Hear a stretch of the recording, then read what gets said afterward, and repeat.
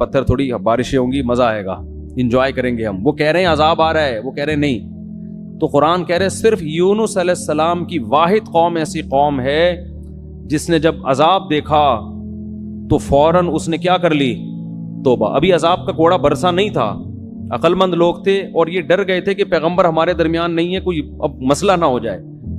تو اللہ نے ان سے عذاب کو دور کر لیا. پھر اللہ نے حضرت یونس کی گرفت کی کہ آپ میری پرمیشن کے بغیر بستی چھوڑ کر نکلے کیوں. تو پھر قرآن اپنے انداز میں ڈانٹ لگاتا ہے. تو اس کا یہ مطلب نہیں ہوتا کہ وہ نافرمان تھے یا واقعی اللہ کا ان پہ غضب ہوا, ایسا کچھ نہیں ہے. یہ اللہ کا جلال ہے نا, اللہ کا انداز, کلام کا انداز ہے. اللہ فرماتے ہیں یونس یہ سمجھے اللہ نقدر علیہ کہ ہم ان کو پکڑ ہی نہیں سکیں گے. حالانکہ یونس ہرگز ایسا نہیں سمجھے. اگر وہ ایسا سمجھتے تو وہ تو اسلام سے خارج ہو جاتے نا, لیکن عمل سے ایسا لگ رہا تھا گویا وہ یہ سمجھ رہے ہیں کہ ہم ان کو پکڑیں گے نہیں اس پہ. تو اس لیے علماء ان آیات کی تعویل کرتے ہیں دوسری آیات کی روشنی میں. یہ آیتیں اپنے ظاہر پر نہیں ہوتی. تو اللہ فرماتے ہیں پھر کیا ہوا, سمانگ لگانی پڑی. اور وہ کیسے, یونس علیہ السلام جب گئے نا تو کشتی میں وزن زیادہ ہو گیا اور کشتی ڈوبنے لگی. تو وہاں لوگوں نے کہا کہ کوئی شخص ہم میں ایسا ہے, کوئی غلام اپنے مولا کی پرمیشن کے بغیر بھاگا ہے تو قرآن اندازی ہوگی, جس کا نام آیا اس کو سمندر میں چھلانگ لگانی پڑے گی تاکہ دوسرے لوگ بچ جائیں. تو نام کس کا آیا, یونس علیہ السلام کا. کیا آزمائش ہے یار, ساری زندگی تبلیغ کی ہے بھائی. یعنی میں آج کل دینداروں کی بات کر رہا ہوں کہ جو نماز پڑھتے ہیں, روزہ رکھتے ہیں, کہتے ہیں یار ہم تو اتنے نیک لوگ ہیں نہ. کبھی پرسوں کیا ہوا, میں آپ کو دلچسپ واقعہ سناؤں. میں کسی کام سے صدر کی طرف رات کو جا رہا ہوں 2 بجے. راستے میں ہوٹل میں ہم نے کہا کہ چلو کھانا کھاتے ہیں, بھوک بہت سخت لگ رہی تھی, کھانا نہیں کھایا ہوا تھا. تو ہوٹل میں جب میں بیٹھا تو ایک صاحب آئے, گھنٹہ انتظار کیا نا میرا انہوں نے کہ یار آپ کھانا کھاؤ تو میں نے آپ سے ایک سوال پوچھنا, اور بڑی عقیدت میں نے کہا چلو بیچارے اتنی دیر سے بیٹھے ہوئے ہیں, کھانا ہم نے تسلی سے کھایا, آ کے مجھ سے ملے, السلام علیکم. وعلیکم السلام, خیریت سے ہیں جی, الحمدللہ. بڑی خوشی ہوئی. میں نے کہا ماشاء اللہ. کہتے ہیں ایک سوال پوچھنا ہے آپ سے. یہ کوئی غیبت کی بات نہیں ہے, نہ کوئی اس میں ٹینشن کی بات ہے. مجھے کہنے لگے کہ میں ساری زندگی ایمانداری سے میں نے ملازمت کی ہے, کبھی کسی کا 1 روپیہ نہیں دبایا, لیکن میرے پاس اتنی غربت ہے کہ میرے پاس گھر جانے کا کرایہ بھی نہیں ہے. تو یہ ایماندار لوگوں کے ساتھ ایسا کیوں ہوتا ہے؟ اور مجھے اس سوال کا صحیح جواب چاہیے. میں نے کہا بھائی بعض دفعہ ہوتا ہے, اللہ کی طرف سے آزمائش ہوتی ہے, عموماً تو ایسا نہیں ہوتا. ایماندار لوگوں کے مال میں اللہ برکت دیتا ہے, لیکن کبھی کبھار اللہ کی طرف سے آزمائش بھی آتی ہے اور بے ایمان لوگ ترقی بھی کر جاتے ہیں. پھر میں نے مثال دی سابق صدر کی. میں نے کہا ایمانداری کا عالمی ریکارڈ قائم کیا ہے, مگر آپ دیکھو پیسہ ہے کہ آیا ہی چلا جا رہا ہے. آئے پوری اسٹیل میں 1 چمچ اسٹیل کا کھا سکتے ہیں آپ, ہیں بھائی؟ 1 چمچ ہم اسٹیل کا چبا نہیں سکتے, اور بعض لوگ پوری اسٹیل ملیں کھا گئے ہیں. تو میں نے کہا دیکھو یہ تو اللہ کی طرف سے. مجھے کہتے ہیں جواب درست نہیں ہے. کہتے ہیں آپ کے جواب سے میں بالکل بھی مطمئن نہیں ہوا. پھر میں نے یہ بات ان کو سمجھائی. کہہ رہے ہیں آپ کے جواب سے میں بالکل مطمئن نہیں ہوا, السلام علیکم, آپ جا سکتے ہیں. میں نے کہا بھائی میرے پاس تو یہی جواب تھا, وعلیکم السلام, اپنا خیال رکھیے گا. خیر انہوں نے مجھ سے معذرت بھی کی کہ اگر آپ کو تکلیف ہوئی تو معذرت چاہتا ہوں. تو یہ ہمارے ہاں بہت سے دینداروں میں ہے کہ ہم نماز بھی پڑھ رہے ہیں, ہم تو ایمانداری سے نہ کسی کا دل دکھاتے ہیں, نہ یوں کرتے ہیں نہ یوں کرتے ہیں, پھر بھی آزمائشیں آ رہی ہیں. تو بھائی یونس علیہ السلام کو دیکھو, ساری زندگی تبلیغ کی ہے اور نکلے بھی اللہ کے خوف سے.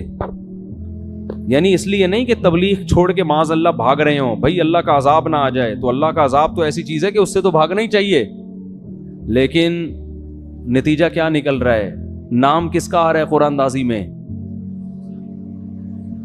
حضرت یونس کو تو سوچنا چاہیے تھا کہ اللہ جب میں تیری ساری زندگی میں نے تبلیغ کی ہے اور اب عذاب آ رہا ہے تو میں بھاگ رہا ہوں, تو کنوینس کا انتظام کس کے ذمہ ہے بھائی؟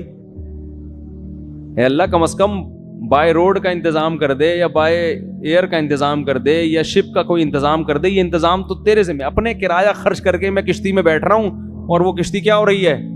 ڈاماڈول ہو رہی ہے. تو اس وقت ان کو خیال آیا ہوگا کہ کشتی میں ڈوبنے کا خطرہ ہے, کوئی بات نہیں, دوسرا کوئی بندہ یہاں سے اترے گا, ہم تو بچیں گے کیونکہ ہم تو اللہ کے پیغمبر اور بہت نیک.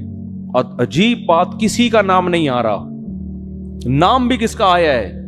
یونس. تو اب جب نام آیا تو بھی اللہ سے شکایت نہیں کہ یہ کیا ہو رہا ہے میرے ساتھ. کنوینس کا اللہ نے کوئی انتظام بھی نہیں کیا پراپر ہے وہی, اور ایسی کشتی میں بٹھوا دیا جو اب کیا کر رہی ہے, ڈوب رہی ہے. اور اللہ نے تو مجھ سے بڑے بڑے وعدے کیے تھے, اور اب اتنے درجنوں لوگوں میں نام کس کا آ رہا ہے, میرا. کچھ بھی نہیں ہے. چلو سمندر میں چھلانگ لگائیں گے, کوئی پھٹا وٹا مل جاتا ہے, کہیں تیر کے آدمی چلا جاتا ہے, کچھ نہ کچھ دیر تو زندہ رہتا ہے نا. ادھر سمندر میں چھلانگ لگائی اور مچھلی منہ کھول کے کھڑی ہوئی ہے, لے بھائی مچھلی کے پیٹ میں. لیکن ایک حرف شکایت کا نہیں آ رہا. قرآن ہمیں یہ سب کیوں بتاتا ہے؟ اللہ سے اچھا گمان رکھو, ہر غلطی اپنے کھاتے میں ڈالو. ہر غلطی نہیں بھی ہو تو بولو میں غلط ہوں. ہر غلطی کس کے کھاتے میں؟ بھائی میں ہی غلط ہوں. مجھے یاد ایک دفعہ ہم جب چھوٹے بچے تھے نا, اس وقت تبلیغ والوں میں بڑا جوش ہوتا تھا, اب بھی ہے لیکن وہ والا جوش رہا نہیں ہے. وہ بڑا جوش ہوتا تھا بھائی. وہ جب 3 دن کی جماعت آتی تھی نا, پورے محلے کو ہلا کے جاتی تھی. وہ ہر ایک کو لے کے, کوئی گٹر کے ڈھکن پہ بیٹھے ہیں اس کو سمجھا رہے ہیں, ادھر لے آ کے چائے پلا رہے ہیں. بڑا اب بھی ہے لیکن ظاہر ہے جو چیز شروع میں ہوتی ہے اس میں جوش زیادہ ہوتا ہے. تو وہ بہت محنت تھی. تو کیا کہہ رہا تھا میں, نہیں مچھلی کی بات. ہاں تو مجھے یاد ہے ان میں ایک ساتھی تھے, انہوں نے جماعت میں بہت وقت لگایا ہوا تھا, سال لگے ہوئے تھے ان کے, اندرون ملک بیرون ملک, بڑے محنتی اور بڑے متحرک. تو ایک دن وہ بس میں میرے ساتھ بیٹھ گئے, ہم سفر کرنے لگے. تو میں نے ان سے بات کی, میں نے کہا اللہ نے آپ سے بڑا کام لیا ہے, بہت کام لیا ہے, بہت لوگوں کو اللہ نے آپ کے ذریعے ہدایت دی. تو مجھے کہتے ہیں بھائی میں تو کام بگاڑنے والے لوگوں میں سے ہوں. تبلیغ میں کچھ لوگ ایسے لگے ہوئے ہیں جو کام کیا کر رہے ہیں, بگاڑ رہے ہیں. تو میں بھی انہی نالائقوں میں سے ہوں. مجھے ان کا یہ اسٹائل بڑا پسند آیا. میں نے کہا اتنا کام کر رہا ہے یہ بندہ, لیکن اگر ذرا سی کسی نے تعریف کر دی تو کیا کہہ رہے ہیں بھائی, تبلیغ میں کچھ لوگ ایسے ہیں جو بیڑا غرق کر رہے ہیں تبلیغ کا. انہی بیڑا غرق کرنے والوں میں سے ایک میں بھی ہوں. اب کوئی بے وقوف ہوتا تو کہتے پھر نکل جاؤ تبلیغ سے, ٹھیک ہے نا. تو یہ تواضع ہے کہ بھائی ہم کیا کر رہے ہیں, ہم تو کام بگاڑنے والوں میں سے ہیں. تو اللہ کو یہی پسند ہے, دعوے اور بڑی بڑی باتیں نہیں کرنی چاہیے. تو یونس علیہ السلام کو جب مچھلی کے پیٹ میں گئے ہیں تو قرآن کہہ رہا ہے احساس ہو گیا یونس کو کہ غلطی کس کی ہے بھائی میری. کچھ غلطی ہوئی ہے, ورنہ اللہ غلط نہیں کر سکتا کسی کے ساتھ. فنادا فی الظلمات, قرآن کہہ رہا ہے اندھیروں میں پکارا. ایک تو مچھلی کے پیٹ کا اندھیرا, ایک سمندر کی تہ کا اندھیرا, اور ایک رات کا اندھیرا. یہ رات کو واقعہ ہوا ہے, کتنا خوف ہوگا. ابھی آپ کو سمجھ میں نہیں آ رہا, کبھی سمندر میں رات کو سفر کریں, پھر آپ کے اچھوں کو بھی سمجھ میں آئے گا کیا حالت ہوتی. فی الظلمات اللہ الہ الا انت, کہ اللہ تیرے سوا کوئی عبادت کے لائق نہیں. سبحانک, تو ہر عیب سے پاک ہے, تو ظلم نہیں کرتا. انی کنت من الظالمین, میں ہی ظالم ہوں. غلطی کس کی ہے, میری. قرآن کہہ رہے ہم نے مچھلی کو حکم دیا اگل دے بھائی کنارے پہ لے جا کے اس کو. بس یہی دکھانا تھا ہم نے. اور پھر اللہ نے کیا کیا, جب مچھلی نے کنارے پہ اگلائے تو سمندر کے کنارے پہ تو کچھ بھی نہیں ہوتا, وہاں اللہ نے اپنی قدرت سے فوراً درخت پیدا کر دیا, چھاؤں پیدا کر دی, اور پھر ان کو حکم دیا واپس جاؤ اپنی قوم کے پاس. ہم نے اس قوم سے عذاب کو ختم کر دیا ہے. تو یونس علیہ السلام کے ساتھ جو یہ معاملہ تھا, اس کو قرآن تو اس انداز سے بیان کر رہا ہے, لیکن جو اللہ کے کلام کے مزاج سے واقف ہے نا, ان کو پتہ ہے یہ اللہ کا انداز ہے بات کرنے کا. حقیقت میں یہ سزا نہیں تھی, بلکہ ان کے درجے کو اور زیادہ بلند کرنا, رہتی دنیا تک لوگوں کو بتانا کہ اللہ کے اپنے محبوب بندوں کے ساتھ معاملات کیا ہوتے ہیں. تو دیکھو ایک بات خوب یاد رکھو, ہم نے شریعت پہ چلنا ہے اور موت تک چلتے رہنا ہے. جو بھی ہو جائے, جیسا غلط ہو اچھا ہو, یہ ہمارا ہیڈک نہیں ہے, یہ مسئلہ اللہ کا ہے. سمجھتے ہو؟ اور آپ نے اپنے لحاظ سے شریعت کے حکم پر عمل کیا, بعد میں پتہ چلا حکم ایسا نہیں بلکہ ویسے ہے, ٹینشن لینے کی ضرورت نہیں ہے. بھائی ہم تو اسی کے مکلف ہیں. جیسے یونس علیہ السلام اس وقت یہ سمجھ رہے تھے کہ مجھے یہاں سے بھاگ جانا چاہیے, بھائی عذاب آئے گا تو میں بھی پس جاؤں گا, تو اپنے لحاظ سے بالکل ٹھیک کیا. اللہ نے سزا دی اور سمجھایا کہ بھاگنا نہیں چاہیے تھا. انہوں نے کہا اللہ میں توبہ کرتا ہوں, اب یہ نہیں کہ اسی غم کو لے کے بیٹھے رہے میں بھاگا کیوں تھا, کاش میں نہ جاتا, کاش میں یہ نہ ہوتا. نہ, یہ کاش واش کے لفظ نہیں. علماء کہتے ہیں اگر آپ سے غلطی بھی ہو جائے, جب توبہ کر لی نا, اس غلطی کو ہمیشہ سے اپنی ڈکشنری سے نکال دو. پھر یہ پاگلوں کی طرح سوچنا کاش یہ نہ کرتا, ہائے ہائے یہ نہ کرتا, یہ پاگل اور وہمی ہونے کی علامت. غلط ہو صحیح ہو, جو آپ کے سمجھ میں آ رہا تھا آپ نے اس وقت کیا. غزوہ احد میں دیکھو نا 70,000 شہید ہو گئے, تو یہ نہیں کہ صحابہ بیٹھ کے بار بار یہ سوچ کاش ہم مدینہ سے باہر نہ نکلتے, کاش مدینہ کے اندر رہتے, اس نے یہ بولا تھا, انہوں نے بولا تھا مدینہ سے باہر جاؤ, انہوں نے مروایا ہے, اس نے یوں کروایا ہے, یہ کروایا. قرآن کیا کہہ رہا ہے, فَإِذَا عَزَمْتَ فَتَوَكَّلْ عَلَى اللَّهِ. بھائی سوچ سمجھ کے ایک رائے قائم کی, اللہ پہ چھوڑ دو بس. اور دوبارہ بھی یہی ہوگا, مشورے اسی طرح سے ہوں گے. اور اگر مگر کا لفظ استعمال نہ کرو. کتنا صاف پابندی لگا دی نا, آگے بڑھو بس. تو اس میں نقصان ہو فائدہ ہو, کیونکہ اصل آخرت ہے, آخرت میں اللہ نوازے گا آپ کو. تو یونس علیہ السلام کو دوبارہ اللہ نے بھیجا. پھر اللہ نے حضرت زکریا کا واقعہ بیان کیا. وہ بھی غم میں مبتلا تھے. وہ غم کیا تھا, اولاد نہیں تھی, پریشان تھے, ساری زندگی دعائیں مانگتے مانگتے مانگتے گزر گئی, مگر اولاد نہیں ہوئی. بالآخر بوڑھے ہو گئے اور بالوں میں بھڑکنے والی سفیدی آ گئی.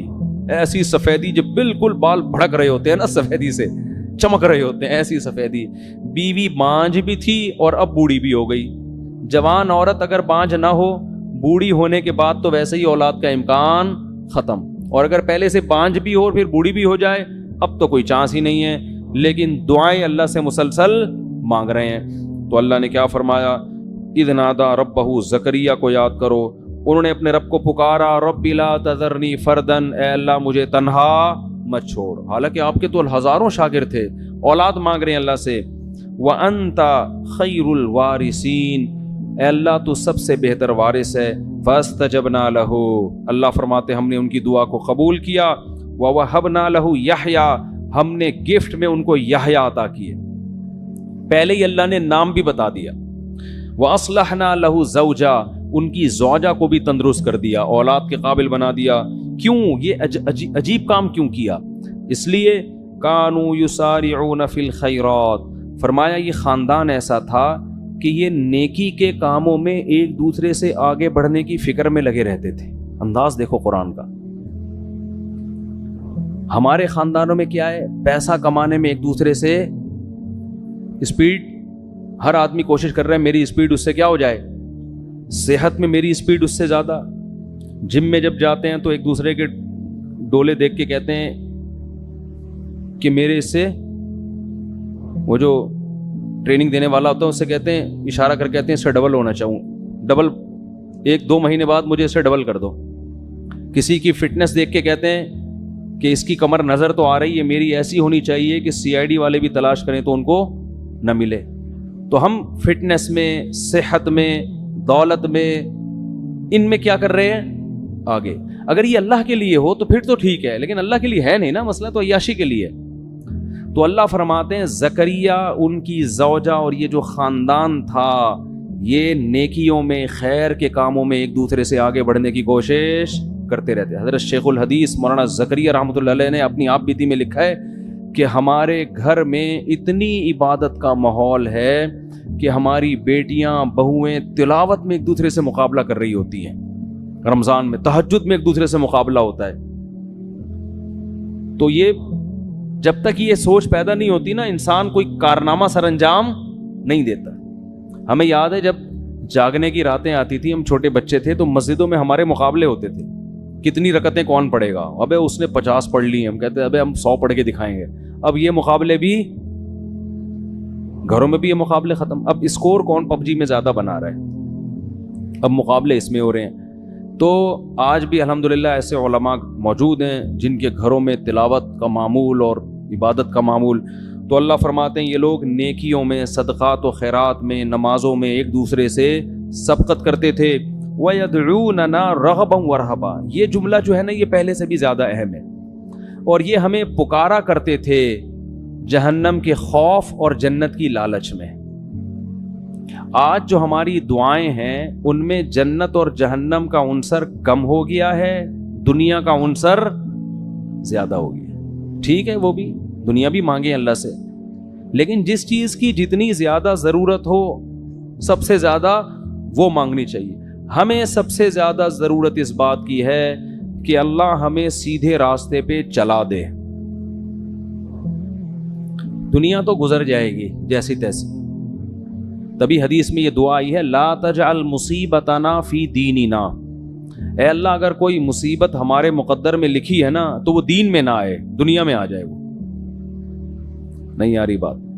اگر اللہ کرے کہ کہیں مصیبت نہ آئے, لیکن اگر کوئی مصیبت لکھی ہوئی ہے, آنی ہی ہے, تو اللہ اس سے دنیا کا نقصان ہو جائے, آخرت کا نقصان نہ ہو, دین خراب نہ ہو ہمارا. کیوں؟ دنیا مسافر خانہ ہے بھائی, جیل میں بھی گزر جائے گی, ایک دن آئے گا. 1000 سال بھی عمر اگر ہمیں مل جائے نا وہ بھی ختم ہوگی. نوح علیہ السلام کی ہو گئی نا ختم, تو ہماری بھی ختم ہو جائے گی ایک دن. تو اللہ کہتے ہیں جنت کی لالچ اور جہنم کا خوف, یعنی راتوں کو اٹھ کے جو دعائیں مانگتے تھے اس دعا میں زیادہ عنصر کیا تھا؟ اے اللہ جہنم کی آگ سے بچا اور جنت کی نعمتیں عطا کر. پھر اس کے لیے عملی کوشش بھی کرے انسان.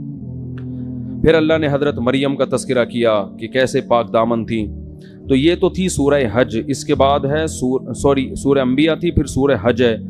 سورہ حج میں اللہ نے قیامت کے زلزلے سے اس کو شروع کیا. اے لوگو اتقوا ربکم, اپنے رب سے ڈرو. ان زلزلۃ الساعۃ شیء عظیم, قیامت کا زلزلہ کوئی معمولی چیز نہیں ہے. یوم ترونھا, جس دن تم اس زلزلے کو دیکھو گے, تذہل کل مرضعۃ عما ارضعت, سب سے زیادہ ماں اپنے دودھ پیچھے بچے سے محبت کرتی ہے. اللہ فرماتے ہیں ہر دودھ پلانے والی, چاہے وہ انسان ہو یا جانور ہو, وہ اپنے دودھ پلانے والے بچے سے اس زلزلے کو دیکھ کر غافل ہو جائے گی.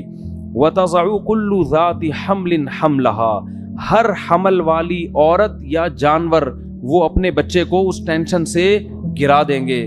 وَتَرَى النَّاسَ سُكَارَى, اور تم اس منظر میں اگر لوگوں کو دیکھو گے تو ایسا لگے گا یہ نشے میں ہیں. وَمَا هُمْ بِسُكَارَى, حالانکہ انہوں نے نشہ نہیں کیا ہوگا. وَلَكِنَّ عَذَابَ اللَّهِ الشَّدِيدُ, اللہ کا عذاب بہت سخت ہوگا. وَمِنَ النَّاسِ, آگے اللہ نے فرمایا یا ایھا الناس ان کنتم فی ریب من البعث, اے لوگو اگر تمہیں قیامت کے زلزلے اور اس کے بعد مرنا اور پھر مٹی ہو کے دوبارہ زندہ ہونے پر یقین نہیں ہے, تم یہ کہتے ہو کہ یہ خدا یہ کام کیسے کرے گا. فَإِنَّا خَلَقْنَاكُم مِّن تُرَابٍ, تو دیکھو ہم نے تمہیں مٹی سے بنایا ہے سب سے پہلے. کوئی یہ کہہ سکتا ہے یہ مٹی سے چلتے پھرتے انسان, دو آنکھیں دو کان, ناک, دل, دماغ, جگر, کھوپڑی, یہ سارا سیٹ اپ بن کے چلتا پھرتا پتلا, کوئی کہہ سکتا ہے یہ؟ فرمایا ہم نے مٹی سے بنایا. ثم من نطفۃ, پھر اس مٹی کو منی کے قطرے میں تبدیل کیا ہم نے, اس کو دیکھو کیسا عجیب ہے. ثم من علقہ, پھر وہ ماں کے رحم میں جمے ہوئے خون میں تبدیل ہو جاتا ہے, حالانکہ اس منی کے قطرے میں اور خون میں کوئی آپس میں مناسبت نہیں ہے. ماں روٹی کھاتی ہے اور اس کو ہم کیسے جمے ہوئے خون میں تبدیل کر دیتے ہیں, کتنا عجیب کام ہے کہ. ثم من مضغہ, فرمایا پھر اس کو گوشت کا لوتھڑا بنا دیتے ہیں. بلڈ سے گوشت بنانا بھی کس کا کام ہے؟ اللہ. مخلقۃ غیر مخلقۃ, پھر کیا دوسرے مقام پہ اللہ نے فرمایا پھر ہم اس کے ہڈیاں اور اس کے اوپر گوشت چڑھا دیتے ہیں اور پھر تمہیں ماں کے بطن سے باہر نکال دیتے ہیں. وَنُقِرُّ ثُمَّ نُخْرِجُكُمْ طِفْلًا ثُمَّ لِتَبْلُغُوا أَشُدَّكُمْ, کمزور پیدا ہوتے ہو پھر تمہیں پروان چڑھا کے لِتَبْلُغُوا أَشُدَّكُمْ, ایک دن جوانی کی دہلیز پہ قدم رکھتے ہو. تمہارے چال میں طاقت, تمہاری آواز میں طاقت, تمہارے بازو میں طاقت, تمہارے سوچنے سمجھنے میں طاقت. وَمِنْكُمْ مَن يُتَوَفَّى, کچھ لوگ تو جوانی میں مر جاتے ہیں. پھر اللہ کیا تصرف کرتا ہے؟ يُرَدُّ إِلَىٰ أَرْذَلِ الْعُمُرِ, کچھ لوگوں کو سخت بڑھاپے کی طرف ریورس کر دیتا ہے. لِكَيْ لَا يَعْلَمَ مِن بَعْدِ عِلْمٍ شَيْئًا, سب کچھ جانتے بوجھتے ہوئے بھی احمق اور بے وقوف بن جاتا ہے. وہ ایسا دماغ اللہ اس کا معاف کر دیتے ہیں. فرمایا کہ یہ اگر تمہیں شک ہے تو خدا کی قدرت کی یہ نمونے تم اپنی آنکھوں سے صبح و شام دیکھ رہے ہو, تو وہ خدا مٹی ہونے کے بعد دوبارہ زندہ کیوں نہیں کر سکتا؟ اللہ کہتے ہیں ایک اور دلیل ہم دیتے ہیں. وَتَرَى الْأَرْضَ حَامِدَةً, زمین کو دیکھو کیسے مرجھائی بھی پڑی ہوئی ہوتی ہے, کھود کے دیکھو کہ مٹی گوبر کے علاوہ کچھ بھی نہیں ملے گا. کوئی کہہ سکتا ہے اس میں پانی ڈالو تو یہ سب کچھ اگے گا؟ کچھ ہے ہی نہیں, نہ اس میں خربوزہ ہے, نہ تربوز ہے, نہ انار ہے, نہ انگور ہے, کچھ بھی نہیں نظر آئے گا اس میں تمہیں. لیکن تمہارے رب نے ایسے سافٹ ویئر اس مٹی کے اندر انسٹال کر دیے ہیں کہ فَإِذَا أَنزَلْنَا عَلَيْهَا الْمَاءَ, جیسے ہی ہم آسمان سے پانی اور برساتے ہیں, اہتزت, ایک دم زمین حرکت میں آنا شروع ہو جاتی ہے, وربت, اور اس کا سینہ پھٹنا شروع ہو جاتا ہے, وَأَنبَتَتْ مِن كُلِّ زَوْجٍ بَهِيجٍ, ہر طرح کے خوشنما درخت اور پھول بوٹے اور پھل وہ پیدا کرنا شروع کر دیتی ہے. اسی زمین سے کیسے پھول خوبصورت, کیسے جنگل آباد ہوتے ہیں. ذالک, اللہ کہتے ہیں یہ خدا اس لیے کر رہا ہے تمہیں یقین آ جائے بِأَنَّ اللَّهَ هُوَ الْحَقُّ, کہ وہ اللہ برحق ہے, وَأَنَّهُ يُحْيِي الْمَوْتَى, وہی مردوں کو دوبارہ زندہ کرے گا, تاکہ تم یہ نہ کہہ سکو یہ مردے زندہ کیسے ہوں گے. یہ اللہ اس لیے کر رہا ہے, بتائے گا جو یہ کر سکتا ہے, جو مٹی سے خربوزے, انار, انگور, انار پیدا کر سکتا ہے, وہ مٹی کو ریورس کر کے تمہیں دوبارہ انسان کیوں نہیں بنا سکتا. وَأَنَّهُ عَلَى كُلِّ شَيْءٍ قَدِيرٌ, اور تمہیں یقین آ جائے کہ اللہ ہر چیز پر قدرت رکھتا ہے. وَأَنَّ السَّاعَةَ آتِيَةٌ لَا رَيْبَ فِيهَا, تمہیں پتہ چل جائے کہ قیامت ایک دن آئے گی اور اس کے آنے میں کوئی شک نہیں ہے. وَأَنَّ اللَّهَ يَبْعَثُ مَن فِي الْقُبُورِ, اور جو قبروں کے اندر دفن ہیں, لوگ پڑے ہوئے ہیں, اللہ ان کو ایک دن اکھاڑ کے اپنے سامنے کھڑا کر دے گا. کیا انداز ہے قرآن مجید کا. دنیا میں سب سے بڑا احمق اور بے وقوف وہ ہے جو یہ کہتا ہے کہ ہم مٹی ہو کے ختم ہو جاتے ہیں. بھلا کون اس مٹی میں دوبارہ جان ڈالے گا؟ صبح و شام اللہ پانی برسا کے مٹیوں میں ہی تو جان ڈال رہا ہے جو ہم کھا رہے ہیں. یہ انار مٹی ہی تو ہے جو آپ کھاتے ہو, یہ کھجور مٹی ہی تو ہے جو ہم کھاتے ہیں, یہ روٹی مٹی ہی تو ہے جو ہم کھاتے ہیں, گوشت مٹی ہی تو ہے جو جانور نے کھایا اور اس سے گوشت بنا, دودھ مٹی ہی تو ہے, یہ سارے, اور ہم بھی تو مٹی ہیں. مٹی سے کیسے مختلف چیزیں اس نے بنا دی, اس پہ نہیں مان رہے کہ اللہ کی قدرت, اور اعتراض کس پہ کر رہے ہیں, مٹی سے دوبارہ انسان کیسے بنے گا. تو اللہ فرماتے ہیں یہ سب ہم اس لیے تو اپنے قدرت کے نمونے دکھا رہے ہیں تاکہ تمہیں پتہ چل جائے. پھر اللہ کہتے ہیں وَمِنَ النَّاسِ مَن يُجَادِلُ فِي اللَّهِ بِغَيْرِ عِلْمٍ, بہت سے لوگ ایسے ہیں جو اللہ کے بارے میں بغیر دلیل کے جھگڑتے ہیں.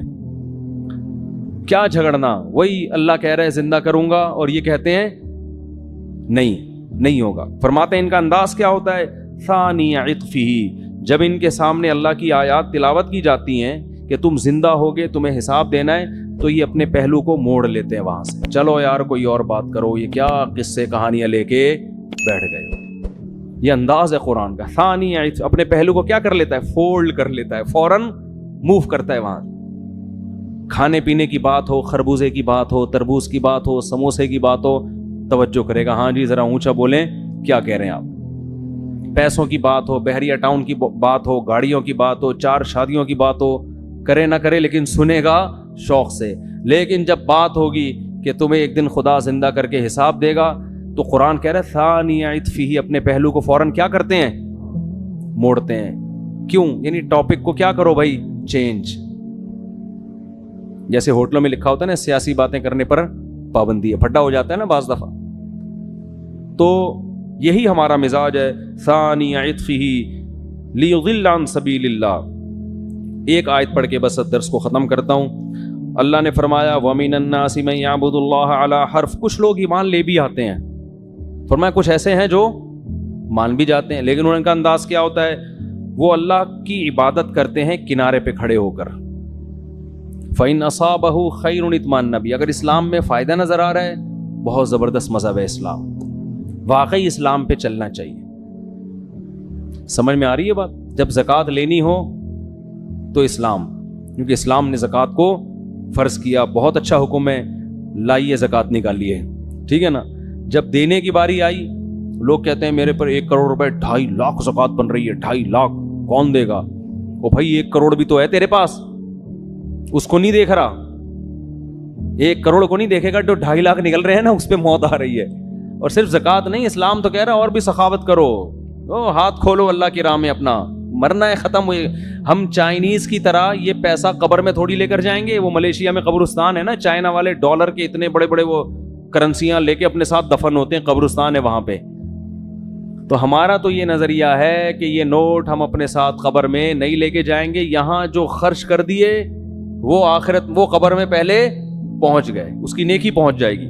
تو اللہ فرماتے ہیں کہ جب کوئی ان کو خوشی پہنچتی ہے، اطمئن بھی